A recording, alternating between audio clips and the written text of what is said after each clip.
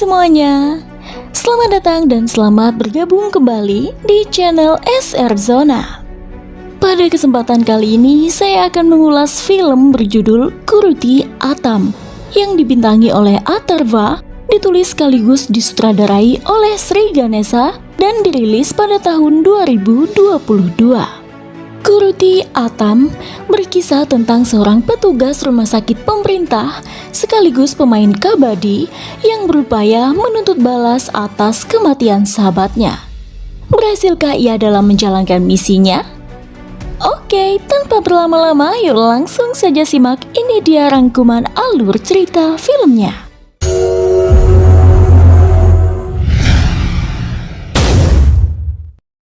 Adalah Sakti, seorang pemuda yatim piatu yang hanya tinggal berdua dengan saudarinya, Kalai, di Madurai. Sakti berprofesi sebagai perawat di sebuah rumah sakit pemerintah. Malangnya, saat itu ia terlibat perkelahian sengit dengan Arifu, putra Durai, orang nomor 2 di Madurai. Peristiwa itu bermula saat tim mereka bertanding kabadi dengan tim mutu Putra Gandhi Madi yang akrab disapa Aka, orang nomor 1 di Madurai. Seperti pada umumnya, mereka berlomba untuk memenangkan pertandingan dan saat itu tim Saktilah yang menang. Namun Arifu yang tidak menerima kekalahan menyerang kawan Sakti. Buntut dari pertikaian itu adalah ketika Sakti dan kawan-kawannya hendak menonton bioskop, Arifu yang arogan merusak tempat duduk mereka. Sakti sudah tak tahan lagi, kesabarannya tak lagi tersisa. Kini saatnya membalas perlakuan anak orang kaya yang tak tahu aturan itu. Sakti pun menghajar Arifu dan anak buahnya habis-habisan. Tanpa disadari, masalah itu menyeret Sakti ke balik jeruji besi dan terpaksa membuat janji temunya dengan seorang gadis yang selama ini diincar Sakti gagal. Adalah Venila yang akrab dipanggil Nila. Dialah gadis yang selama ini ditaksir oleh Sakti. Mendekatinya bukanlah hal yang mudah. Pertama kali mereka bertemu adalah ketika Sakti mengikuti sebuah tes. Kedua kalinya pertemuan mereka adalah ketika Nila tengah menunggu anak didiknya yang dirawat di rumah sakit tempat Sakti bekerja.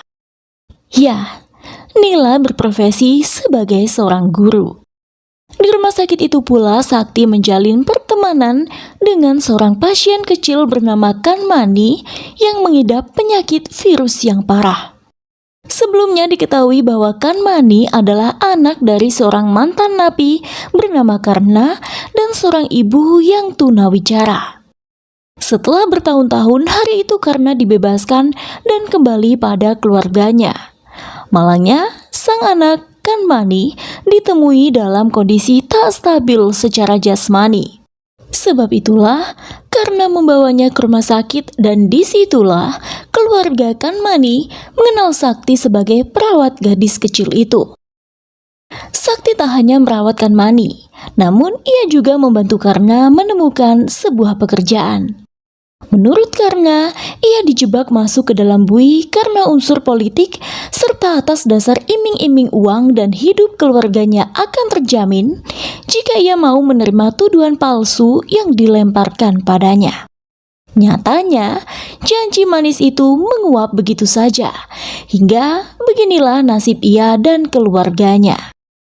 Iba mendengar penuturan karena itulah yang membuat hati Sakti tergerak mencarikan job untuk ayah Kanmani. Itulah sepenggal kisah tentang Sakti. Dan kini dirinya tertahan di police station akibat kepicikan Arifu.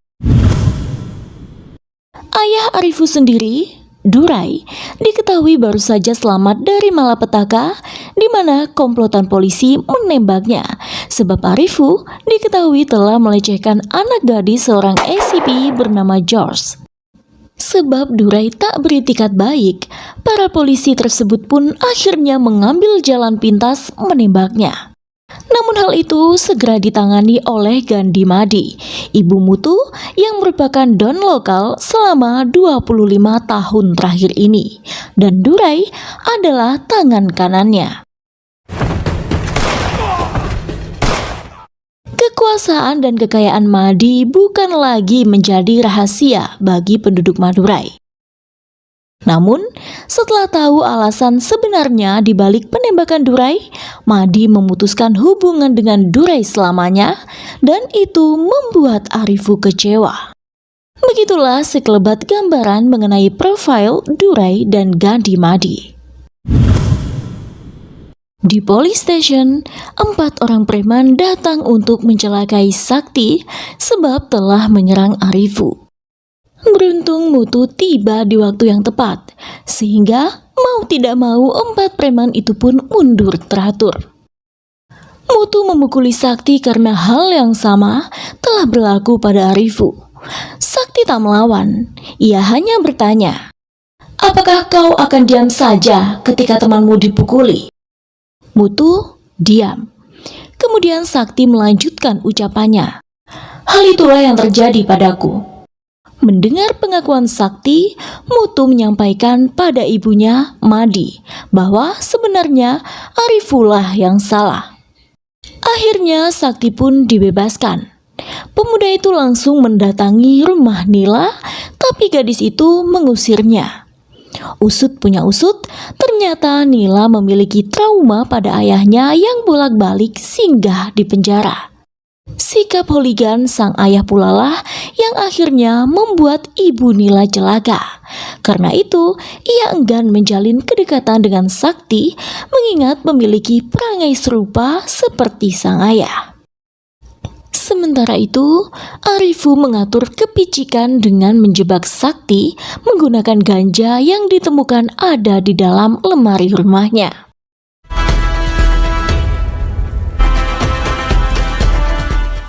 Akhirnya, atas tuduhan kepemilikan barang haram itu pun, Sakti digelandang ke police station. Kali ini kasusnya lebih berat dengan kasus sebelumnya.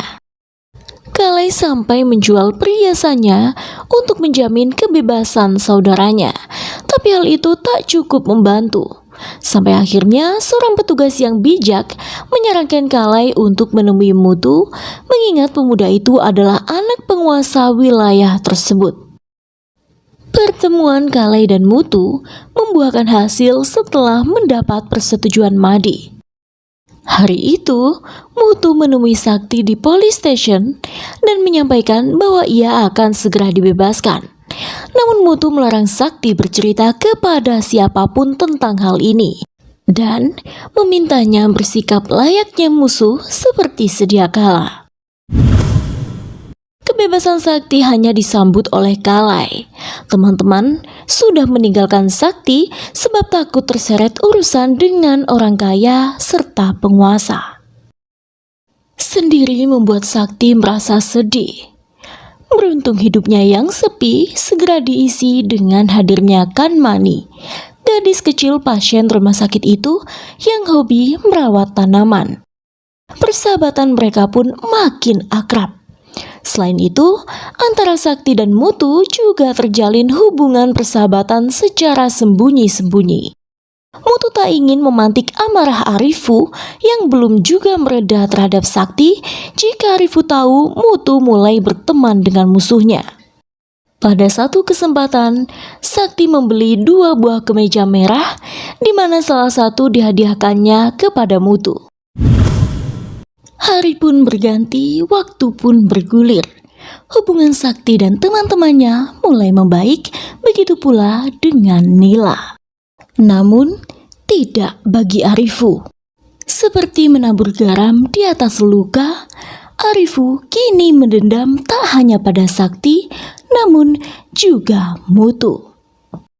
Siang itu Sakti menghubungi Mutu bahwa ia hendak menyatakan cinta pada Nila, dan Mutu mendukungnya dengan menyarankan Sakti untuk mengenakan kemeja kembar mereka. Kala itu, Mutu lebih dulu tiba di resto untuk memastikan kedatangan Nila mengenakan kemeja yang sama dengan Sakti. Tak lama setelah Sakti tiba, Mutu pamit undur diri.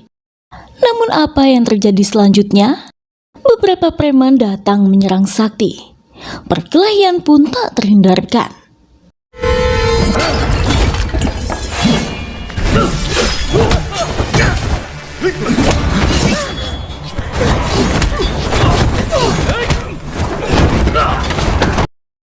Aksi pengejaran terhenti di sebuah jalan buntu. Dan tepat saat itu si preman mendapat telepon yang mengatakan bahwa mereka salah sasaran. Ya, tepat sekali. Saat itu Mutu juga bertelepon dengan Sakti mengatakan bahwa sasaran para preman itu bukanlah Sakti, melainkan dirinya. Ternyata Arifu telah mengetahui jalinan persahabatan antara Sakti dan Mutu. Arifu yang menyebut Sakti bajingan mendapat tamparan dari Mutu dan itu makin membuat Arifu mendendam padanya. Kini Arifu makin terobsesi untuk menghabisi Mutu dan Madi. Hal itu disampaikan pada preman yang dipekerjakannya. Mereka adalah Ponasami dan Setu yang sama-sama mantan napi. Tapi Setu yang haus darah justru terobsesi ingin menghabisi Sakti sebab pemuda itu telah mengalahkannya dalam perkelahian di resto. Tanpa sepengetahuan ayahnya, Arifu bertindak sangat jauh. Ia, Ponasami dan Setu menyusun rencana untuk mencelakai Mutu dan Madi. Apakah yang hendak mereka lakukan? Ponasami dan Setu mendatangi Karna, mengajaknya bergabung dengan mereka. Ya, ketiganya adalah kawan karib ketika sama-sama di penjara. Mulanya Karna menolak, sebab ia sudah janji pada Kanmani untuk tidak melakukan kesalahan lagi. Namun di waktu yang sama perawatan Kanmani membutuhkan biaya yang sangat mahal. Tak ada jalan lain, Karna pun setuju.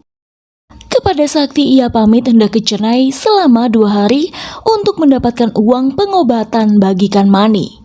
Tapi sebenarnya di markas inilah Karna berada.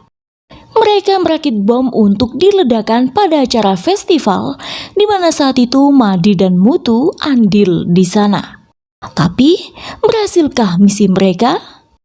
Ternyata rencana malam itu gagal total karena Sakti ada di sana untuk mendoakan Kanmani.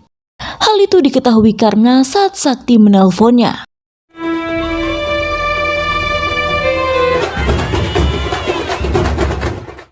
Karena terpaksa mengaku jika bom rakitan mereka tak berfungsi malam itu. Bukan Arifu namanya jika tak menemukan cara lain. Gagal membuat kiamat kecil bagi Mutu dan ibunya pada malam festival, Arifu menyusun kembali rencana untuk menghabisi mereka di lain waktu.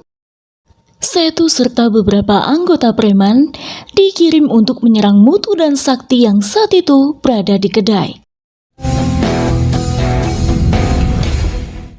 Sementara Karna dikirim untuk menghabisi Gandhi Madi. Saat itu iring-iringan mobil Gandhi Madi terkena ranjau bom yang mengakibatkan wanita parubaya itu mengalami beberapa luka di tubuhnya. Sementara para ajudan yang mengawalnya kalah dalam melawan para preman suruhan Arifu. Sedangkan pertarungan telah pecah di kedai tempat Sakti dan Mutu berada.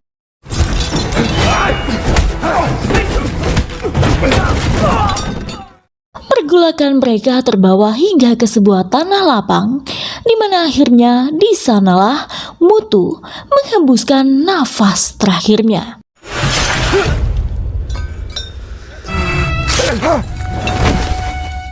Sang ibu sendiri tengah berjuang melawan Karna yang kian mendekat dengan sajam di tangan. Namun Madi berhasil membuka kain penutup wajah dan melukai perut pria itu. Madi yang ingin memperingatkan putranya menelpon ponsel Mutu. Namun justru berita duka yang didapat. Kematian Mutu menyisakan duka yang sangat mendalam, tak hanya bagi Madi, namun juga Sakti. Sejauh ini tak ada yang tahu bahwa Arifu ialah dalang di balik kematian Mutu. Di depan jasad putranya, Madi memerintahkan polisi memeriksa database-nya guna mencocokkan wajah pria yang hendak membunuhnya. Dan didapatilah foto Karna. Segera polisi menyisir lokasi, namun tak berhasil menemukan Karna. Kanmani pun sudah dibawanya pergi entah kemana. Dalam kondisinya yang terluka parah, Karna mendatangi markas dan mendapat pertolongan seadanya dari kenalan Arifu. Sementara itu, proses kremasi Mutu dilakukan. Ada Arifu di sana. Ia menangis mengeluarkan air mata buaya. Usai pemakaman Mutu, Ponasami dan Setu kembali menteror Sakti. Mereka berani membakar Kalai hidup-hidup di depan Sakti. Kejadian tersebut membuat Sakti tak dapat memaafkan dirinya sendiri. Namun Nila segera menenangkannya. Nyawa Kalai berhasil diselamatkan meski 90% tubuhnya alami luka bakar yang parah. Dari situ, Sakti bertekad untuk mencari pelaku. Madi mengingatkan kembali akan tugas balas dendamnya atas kematian Mutu. Wanita itu juga meminta Sakti untuk berpikir mengenai orang kiriman yang diminta untuk membunuhnya. Dan inilah yang terjadi. Semua bermula dari permainan kabadi di mana ia terlibat bentrok dengan Arifu. Ya, Arifulah yang memiliki motif kuat untuk balas dendam terhadapnya. Dan semua rentetan peristiwa ini ada Arifu di belakangnya. Maka berbekal informasi dari kawannya, Sakti menuju Kalafasal. Namun dalam perjalanan, Nila menelpon memberitahu bahwa ia memergoki Karna yang tengah dikepung oleh beberapa preman.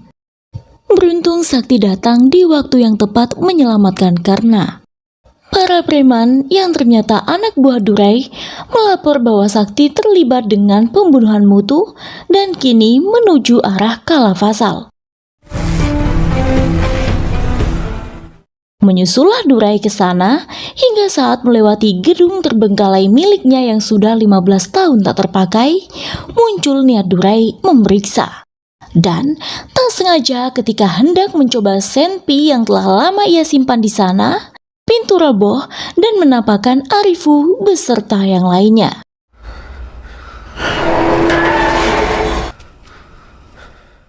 Saat itu Sakti dan Karna baru saja tiba. Mendadak terdengar suara tembakan yang membuat Sakti terkejut melihat Durai ada di sana. Cekcok ayah dan anak mulai terjadi. Durai sudah menghubungi anak buahnya untuk segera datang. Melihat Kanmani dalam bahaya, Sakti berusaha menghentikan aksi penembakan Durai. Namun, peluru yang hendak diarahkan Durai pada Setu meleset mengenai istri Karna tepat di kepala saat melindungi Kanmani. Karna yang histeris membunuh Durai dengan sadis. Sakti yang mencoba hentikan amukan Karna ditusuk pada bagian punggung oleh Setu. Sakti pun tumbang. Dalam kondisi yang carut-marut itu, kabar yang diterima Madi adalah Sakti tak lebih dari seorang pengkhianat yang bersekongkol dengan Karna untuk membunuh Mutu dan Durai. Arifu mengambil kesempatan itu untuk mendapatkan hati Madi. Dan demi memuluskan aksinya, ia harus menyingkirkan saksi mata, yaitu dengan membunuh Karna. Sementara dalam sekaratnya, Sakti yang dibawa oleh anak buah Madi melakukan perlawanan demi menyelamatkan Nila yang hendak dibunuh atas perintah Madi sebab ditengarai terlibat persekongkolan dengannya dan Karna. Beruntung ayah Nila adalah mantan ketua gangster dan berhasil menyelamatkan kedua putrinya. Esok paginya, Di halaman rumah Madi, Arifu menyeret mayat Karna dan memprovokasi Madi bahwa 20 tahun lalu Madi telah membakar sebuah bis di mana kedua orang tua Sakti turut menjadi korban. Selama 20 tahun pula itulah Sakti membawa dendamnya. Ia sengaja berteman dengan Mutu untuk menghabisi Madi dan Mutu, serta berteman dengan Karna untuk melancarkan aksinya. Arifu meminta izin Madi untuk membawa anak buahnya guna menghabisi Sakti. Namun yang terjadi justru sebaliknya. Tak lama berselang, Arifu mendapat ancaman telepon yang menyebabkannya datang ke rumah Madi. Sakti keluar bersama Madi yang telah ditawannya. Ia mendesak Arifu untuk menyerahkan Kanmani dan akhirnya Setu datang bersama gadis kecil itu. Pada saat Sakti lengah, Madi membantingnya, kemudian mengikat bersama Kanmani.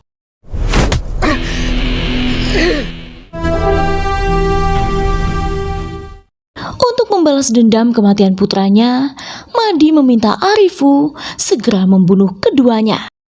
Namun tangan pemuda itu gemetaran.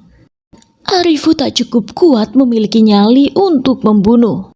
Sakti tersenyum mengejek, dan ejekan Sakti itu membuat Arifu akhirnya melepaskan topeng yang selama ini dipakai.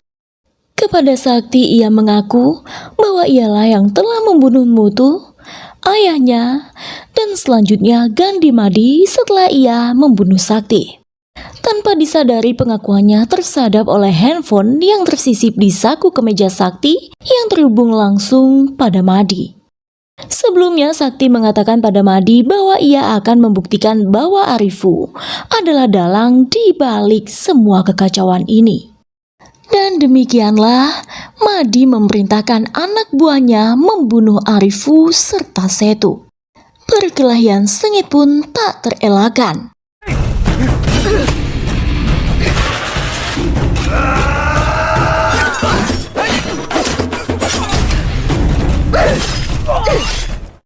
Pada akhirnya kebenaran terbukti. Madi mengangkat Sakti sebagai anak, sementara Kanmani selamat menjalani operasi. Dan film pun selesai.